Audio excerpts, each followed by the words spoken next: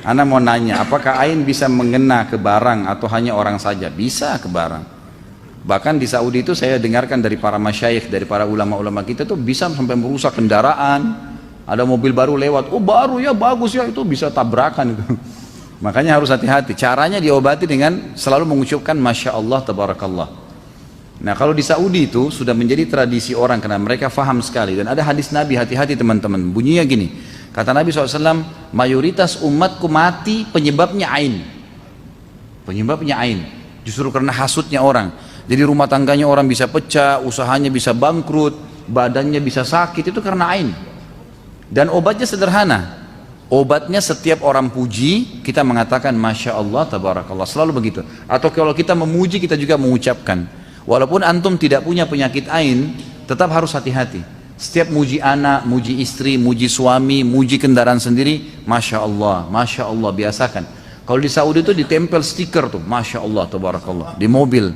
Ya, jadi orang begitu lihat mobilnya baca itu dulu, gitu kan. Di rumah juga begitu. Kalau kita masuk ke rumah-rumah yang bagus di Saudi itu pasti ditulis di depan pintu gerbangnya Masya Allah, ukirannya itu. Ukirannya itu. Kalau kita kan banyak ayat kursi, banyak Allah dan Muhammad. Kalau di sana memang tulisan itu dan memang itu perlu disosialisasikan, dibiasakan ya, karena memang itu caranya. Anak-anak kita baru lahir ada yang datang lucu ya, Masya Allah. Kita yang bilang, oh rumah kamu bagus ya, Masya Allah. Kita selalu bilang Masya Allah. Itu usahakan di lidah kita. Supaya tidak terkena ain atau panas, siapa yang harus mengucapkan Masya Allah? Ini sudah saya jawab ya. Jika orang yang mengucapkan hasud pasti nggak mungkin mengucapkan Masya Allah. Untuk menangkalnya apakah kita pihak kedua sebagai objek yang harus mengucapkan? Iya tentu saja. Walaupun orang sudah bilang Masya Allah rumah kamu bagus, tetap aja kita bilang Masya Allah. Nggak apa-apa. Dapat pahala menjalankan sunnah Nabi dan sekalian menjadi tameng. Sementara untuk terapi penyakit ain selain ruqyah, bacakan ayat-ayat ruqyah. Tentu ini ada bahasan sendiri masalah ayat-ayat ruqyahnya. Tapi Nabi SAW pernah disebutkan dalam riwayat Imam Malik dari Muhammad bin Abu Umama bin Sahal dari ayahnya, yakni meriwayatkan hadis ini disebutkan innal aini haq tawadda' lahu fatawadda' lahu. Sesungguhnya penyakit ain itu benar, berwudulah untuk menghadapinya, lalu ia pun berwudu. Kata sebagian ulama hadis adalah seseorang yang kena ain, dia menyuruh orang yang mengenakan dia ain. Kalau kita tahu siapa orangnya, mungkin karena dia hasud atau apa saja, suruh dia berwudu, kemudian air wudunya disiram ke badan kita, atau dipakai, maka ini akan bisa membantu menyembuhkan pada waktu itu juga. Dan itu terjadi juga dalam sebuah hadis yang sahih bahwasanya seorang sahabat pernah mandi, kemudian ada sahabat yang lain melihatnya, kemudian sahabat yang lewat ini mengatakan, sungguh wanita atau gadis pun yang dipingit tidak ada yang seindah badanmu. Maka tiba-tiba orang itu pingsan, kena ainnya. Lalu Nabi SAW ditanyakan waktu itu, beliau mengatakan siapa yang melihatnya waktu mandi? Kata mereka, fulan ya Rasulullah. Kata Nabi SAW, panggil dia. Disuruh wudu, kemudian disiramkan ke badan orang yang pingsan tadi, kemudian bangunlah dia.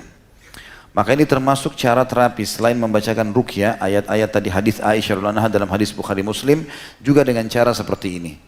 Kalau tidak ditahu siapa orangnya, maka sebagian ulama mengatakan dibolehkan dia untuk berwudu dan air wudunya sendiri yang dia gunakan untuk disiram ke badannya, ya, bekas air wudunya sendiri. Disebutkan dalam riwayat Abdul Razzaq dari Ma'mar, dari Ibnu Taus, dari ayahnya secara marfu, al-ainu haq walau kana syai'un sabiqal qadar lasabaqathu al-ain fa idza stuksila ahadukum falyaktasil. Penyakit ain itu nyata. Kalau ada sesuatu yang dapat mendahului takdir, tentu sesuatu itu adalah ain. Apabila salah seorang di antara kalian tertuntut untuk mandi, maka hendaklah ia mandi. Artinya kalau ada orang yang mengatakan kemungkinan kena ain saya misalnya, maka saya akan mandi dan saya akan berikan. Atau ada orang mengatakan tolong mandilah atau wudulah, berikan kepada saya airnya. Kita nggak boleh tersinggung teman-teman sekalian. Karena sunnah Nabi SAW adalah kita ikuti keinginan dia. Makanya kata Nabi SAW, siapa yang diminta untuk mandi atau wudu maka dia lakukan.